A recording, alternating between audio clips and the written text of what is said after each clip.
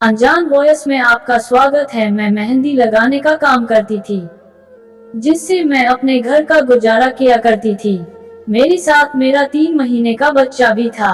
मेरे आगे पीछे कोई ना था। मैं एक अकेली औरत थी, लेकिन मैं दिखने में इतनी सुंदर थी कि कोई भी मुझे देखकर फिदा हो जाता।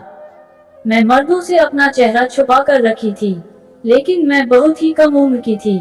इसी वजह से मेरे अंदर भी कई सारे जज्बात थे।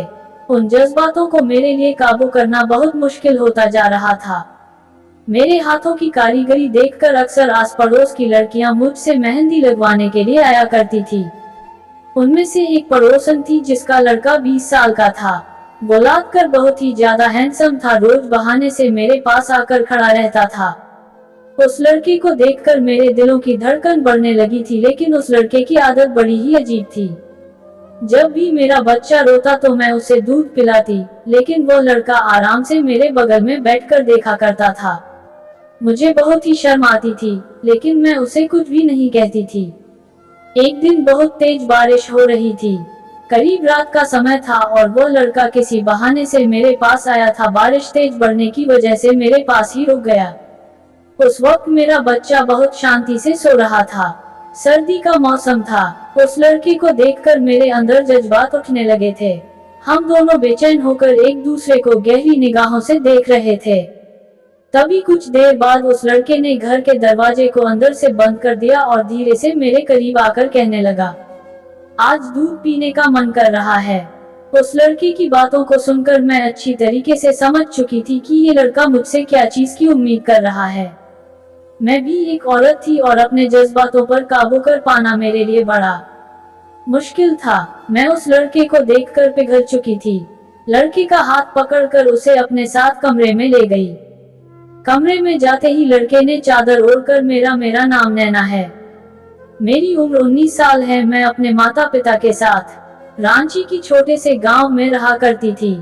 हमारे गांव में अक्सर लड़कियों को पर्दे में रखा जाता था और उनकी कम उम्र में शादी करवा दी जाती थी। मैं अपने माता पिता की लाडली बेटी थी। मुझसे मेरे बड़े 2 भाई थे। बचपन में ही मैं बड़ी खुशमिजाज की लड़की थी। मेरी सुंदरता देखकर कोई भी मुझसे मोहब्बत कर बैठता। हम लोग बहुत ही गरीब थे, लेकिन मैं अपने माता पिता के साथ बिल्कुल भी मेल नहीं खाती थी, क्योंकि मेरे सब भाइयों से मेरा ही चेहरा सबसे ज्यादा दूध की तरह सफेद था। अक्सर गांव के लोग माँ पापा से कहा करते कि तुमने अपनी बेटी नैना को आखिर क्या खिलाया है जो इतनी सुंदर है। बचपन में तो मैं अपनी सुंदरता की तारीफ सुनकर बहुत अच्छा लगता था। मैं अपनी जिंदगी में बहुत ही ज्यादा खुश थी। मुझे किसी चीज की कोई कमी नहीं थी। मेरे माँ बाप ने बुरे हालात में मुझे पाल पोस कर बड़ा किया, लेकिन उन हालातों में मैं खुश थी। मैं अपने माता पिता का बड़ा ही सम्मान किया करती थी, लेकिन मैं जैसे जैसे बड़ी होती गई मेरे लिए समस्या बढ़ती जा रही थी, क्योंकि मेरी सुंदरता ही मेरी जिंदगी में परेशानी का कारण बन रही थी। मगर कहीं घर से निकलती तो गांव के कुछ लड़के मेरा पीछा करने लगते। कुछ तो चलते चलते मेरे घर तक खड़े होते, जिसे देखकर आस पड़ोस के लोग मेरे माता पिता से शिकायत करते कि तुम अपनी लड़की को घर पर रखा करो, इसके साथ कोई कुछ गलत ना कर ले। मेरे माता पिता भी बहुत ज्यादा घबरा जाते। अब धीरे धीरे मेरा घर से निकलना भी बंद हो चुका था। माँ बाप जल्द से जल्द मेरी शादी करना चाहते थे, लेकिन मैं अभी शादी नहीं करना चाहती थी। गांव की लड़कियों की शादी पहले करा दी जाती है, लेकिन मेरी माँ ने पिताजी से कहा था कि वह मेरी शादी कुछ साल बाद करेंगे और तब तक इसके लिए अच्छा सा रिश्ता ढूंढ लेंगे। अब मैं घर पर ही बहुत ज्यादा मायूस हो जाया करती थी। मेरे भी दिल में अब चाहते बढ़ने लगी थी। मैं भी चाहती थी कि मेरा भी कोई पति हो जो मुझसे बेइंतहा मोहब्बत करे। मेरी सहेली कहती कि तू तो दिखने में इतनी सुंदर है और यकीनन देखना तेरे लिए एक बहुत ही अच्छा एक रिश्ता आएगा, जिसे सुनकर मैं भी अंदर ही अंदर बहुत खुश हुआ करती थी। लेकिन मेरी किस्मत में कुछ और ही लिखा था। जैसे जैसे मैं बड़ी होती गई, मेरे लिए मेरी सुंदरता परेशानी बनने लगी थी, क्योंकि एक दिन मेरी सहेलियां मुझसे कहने लगी कि गांव से कुछ दूर एक मेला लगा हुआ है, वहां पर हम सब घूमने के लिए जाने वाले हैं, तू भी हमारे साथ चल। मेरा भी बड़ा मन था मेले में घूमने का, लेकिन मुझे पता था कि मेरे माता पिता मुझे वहां तक जाने के लिए इनकार करेंगे। लेकिन मेरा मेले में जाने का बड़ा मन हो रहा था। इसी वजह से मैंने घर पर बहाना कर दिया कि माँ मैं अपनी सहेलियों के साथ मेहंदी सीखने के लिए जाने वाली हूँ। इसी वजह से आज मुझे आने में देरी हो जाएगी। मैंने कुछ दिन पहले ही मेहंदी सीखने का काम शुरू किया था। इसी वजह से उसी का बहाना करके अपनी सहेलियों के साथ मेला देखने के लिए चली गई। लेकिन शायद यह मेरी जिंदगी की सबसे बड़ी गलती थी। मेले में बड़ी चहल पहल मची हुई थी। हर जगह मिठाई की दुकानों पर खूब भीड़ थी। मैंने कुछ देर अपनी सहेलियों के साथ मेले का आनंद लिया। इसके बाद मेरी सहेलियां मेकअप कराने में बिजी हो चुकी थी। मैंने अपने कोई मेकअप नहीं कराया क्योंकि मुझे पता था कि मेरा चेहरा देखकर माँ को शक हो जाएगा कि मैं कोई मेले से आ रही हूँ। इसी वजह से मैं पास ही के जूस की दुकान पर जाकर खड़ी हो चुकी थी कि मेरे पीछे कुछ मनचले लड़के भी खड़े थे जिन्होंने मेरे जूस के गिलास में नशे की दवा मिला दी थी, जिसे पीने के बाद मुझे चक्कर आने लगे थे। वो लोग मुझे पकड़कर जंगल में ले गए और सबने मेरे साथ जो किया, जिससे मेरी जिंदगी में तबाही आ गई। उन्होंने मेरे साथ गलत संबंध बनाया। कई घंटे तक मैं बेहोश रही। जब मुझे होश आया तब मेरे शरीर में बहुत दर्द हो रहा था। मैं धीरे धीरे चलते हुए अपने घर पहुंची। माँ मेरी हालत देखकर परेशान हो चुकी थी। कहने लगी, तू कहाँ पर थी? तेरा हम कब से इंतजार कर रहे थे। मैं माँ को बहाना करके वॉशरूम चली गई। वॉशरूम में जाकर मैं बहुत रोई। आज जो मेरे साथ हुआ था उसे मैं किसी के साथ बयान नहीं कर सकती थी। आज मुझे अपनी सुंदरता पर भी गुस्सा आ रहा था। अपने आप को कोस रही थी कि काश मैं माँ से झूठ बोलकर वहां जाती ही ना, तो मेरे साथ यह सब कुछ ना होता। मैंने अपने आप को बहुत ही मुश्किल से संभाला हुआ था। मैंने किसी के साथ इस बारे में बात शेयर नहीं की थी। दूसरे दिन जब मेरी सहेलियां मुझसे मिली तो पूछने लगी, तो कल मेले से कहाँ गायब हो गई थी। मैंने कहा कि मैं वापस घर आ गई थी, इसलिए सभी में ज्यादा बातचीत नहीं की। मैं ज्यादातर घर पर ही वक्त बिताने लगी थी। घर वाले भी मेरे इस व्यवहार से चिंता करने लगे थे। धीरे धीरे मेरी तबीयत खराब होने लगी। इसी तरह दिन बीत रहे थे। एक दिन मैं चक्कर खाकर बेहोश हो गई। जब मेरे माता पिता मुझे अस्पताल लेकर गए तो पता चला कि मैं मां बनने वाली हूँ। इस खबर को सुनकर मेरे पैरों तले जमीन खिसक चुकी थी। मम्मी पापा को बहुत ज्यादा गुस्सा आ रहा था। वो मुझे कह रहे थे कि तुमने हमारा नाम मिट्टी में मिला दिया, तुम्हारी जैसी संतान ना होने से बेहतर ही है। लेकिन मैंने कह रही थी कि मैंने कुछ भी नहीं किया। मेरी बात पर कोई विश्वास नहीं कर रहा था। धीरे धीरे गांव के लोगों को भी इस बारे में बात पता चल चुका था। इसी वजह से माँ बाप ने मुझे कहा, इससे पहले गांव वाले पंचायत लेकर यहाँ पर दाखिल हो जाए तो इससे पहले इस गांव को छोड़कर चली जा। तेरी गलती में हम तेरा साथ बिल्कुल नहीं दे पाएंगे, लेकिन तुझे बचा सकते हैं। इसी वजह से तो यहाँ से भागकर कहीं दूर चली जा। मैं कह रही थी कि मैं अकेली कहाँ जाऊंगी, लेकिन वो लोग पत्थर दिल हो चुके हैं। किसी ने मेरी बात पर विश्वास नहीं किया। हर कोई मुझे घटिया लड़की कह रहे थे। मैं आंखों में आंसू लिए चुपचाप उस गांव को छोड़ दिया। दूसरे गांव पर आकर रहने लगी थी। कुछ महीने तो मैं मंदिर में बिताए, लेकिन प्रेगनेंसी का महीना बढ़ने लगा तो मंदिर के कुछ पंडितों ने मिलकर मुझे रहने के लिए जगह दी, कुछ खाने का भी व्यवस्था कर दिया। धीरे धीरे इसी तरह मैं अपनी जिंदगी काट रही थी।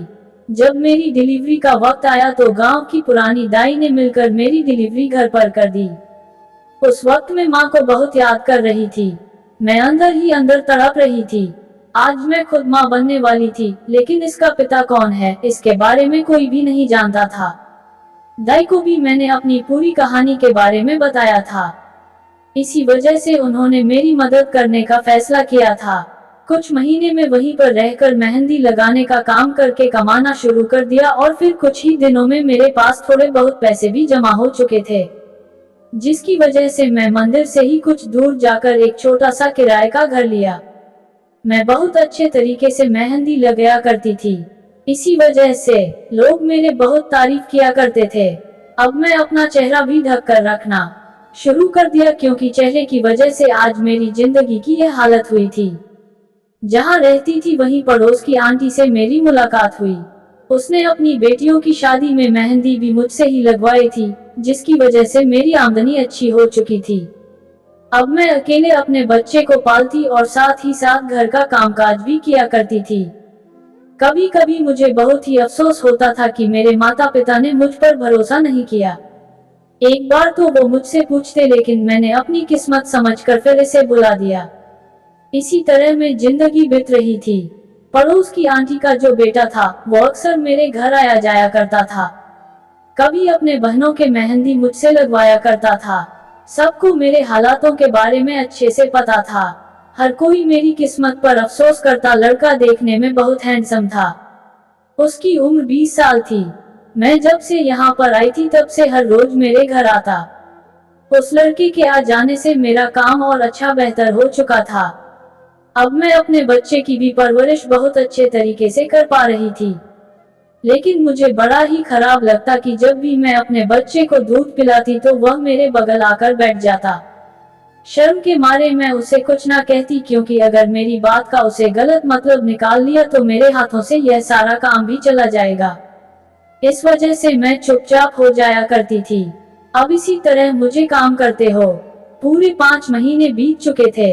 लड़के की अच्छी खासी नौकरी थी, फिर भी हर रोज शाम के वक्त निकाल कर मेरे घर जरूर आता और बहनों के मेहंदी के पैसे भी एडवांस दिया करता। मैं अंदर ही अंदर बड़ी परेशान होती। वैसे कुछ ना कहती, लेकिन उसके आंखों की चमक मुझे अलग ही लगती थी। एक दिन बहुत तेज बारिश हो रही थी। उस दिन सभी लोग अपने घरों में थे, लेकिन तब भी वह मेरे घर में भीगता हुआ आया और आज भी उसने मुझे पैसे एडवांस दिए थे। बारिश तेज हो जाने की वजह से मेरे पास रुक गया। तभी वह मुझे कहने लगा कि नैना, मुझे तुमसे जरूरी बात करनी है। उसकी जरूरी बात सुनकर मेरे दिलों की धड़कन बढ़ने लगी थी कि मैं बेबसी से उसकी बातों को सुन रही थी। तब उसने मुझसे कहा कि नैना, मैं तुमसे बेइंतहा मोहब्बत करता हूँ और मैं तुमसे शादी भी करना चाहता हूँ। इस बात को सुनते ही मैं एक मूर्ति बनकर बस उसे देखे जा रही थी। तभी वह मुझसे जवाब भी पूछने लगा। मैंने कहा, इस जन्म में यह मुमकिन नहीं है। अगर तुम्हारी माँ को इस बारे में पता चलेगा तो वह मेरे बारे में ही गलत सोचेंगी।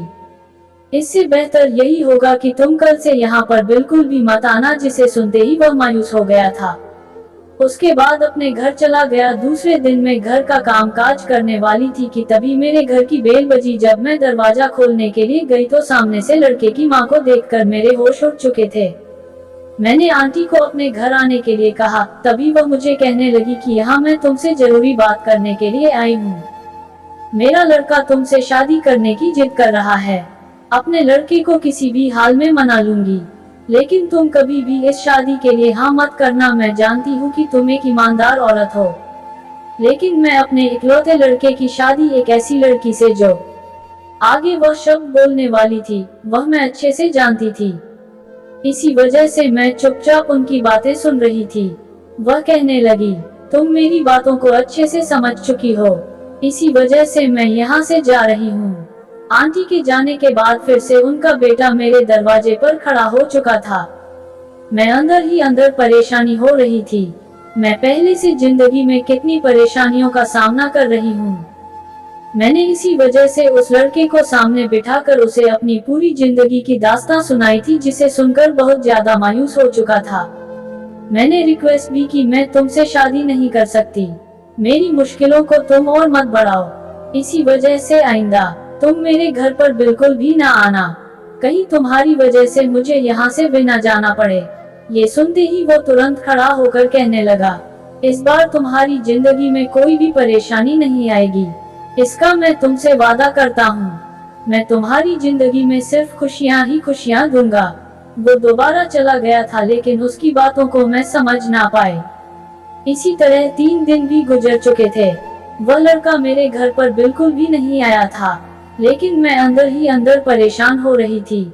मुझे भी इस लड़के से मोहब्बत हो गई थी, लेकिन इस बारे में मैं किसी को जाहिर नहीं कर सकती थी। फिर वो अचानक ही रात को अपनी माँ के साथ मेरे घर पर दाखिल हुआ। उन सबको देखकर मैं हक्का बक्का रह गई थी। उस लड़के की माँ मेरे आगे हाथ जोड़कर कहने लगी कि तुम मेरे बेटे से शादी कर लो। मेरा बेटा तुम्हारे खातिर अपने आप को नुकसान पहुँचाने के लिए भी तैयार हो रहा है। वैसे अब और नहीं समझा पाऊंगी। मुझे तुमसे कोई भी दिक्कत नहीं है और मैं यह शादी कल ही चाहती हूँ। जिसे सुनते ही मैंने कहा, आप जो बेहतर समझेंगे मैं वही करने के लिए तैयार हूँ। दूसरे दिन बड़ी सादगी के साथ मेरी शादी हो चुकी थी, लेकिन मुझे अंदर ही अंदर बहुत घबराहट हो रही थी। कुछ देरी में मेरी शादी उस लड़के के साथ हो गई। सुहागरात की रात में कमरे में मेरा बच्चा भी था। बच्चे को दूध पिलाने से गहरी नींद में सो चुका था। अब मैं चुपचाप बेसब्री से अपने पति का इंतजार कर रही थी। मेरा पति कमरे में दाखिल हुआ तो मेरे पसीने छूटने लगे थे। उसने तुरंत मेरा हाथ पकड़ा और फिर मुझे कहने लगा, देखो नैना, मैं तुमसे बेपनाह मोहब्बत करता हूँ। तुमको हर वक्त खुश रखूंगा, कभी कोई चीज की कमी नहीं आने दूंगा। इस बात पर तुम पूरा विश्वास रखना, और जो तुम्हारे साथ हुआ वो बहुत बुरा हुआ। तुमने मुझे अपनी पूरी कहानी बताई। उसके बाद मैंने पूरा ठान लिया कि मैं शादी करूंगा तो तुमसे ही करूंगा, नहीं तो जिंदगी भर कुंवारा रहूंगा।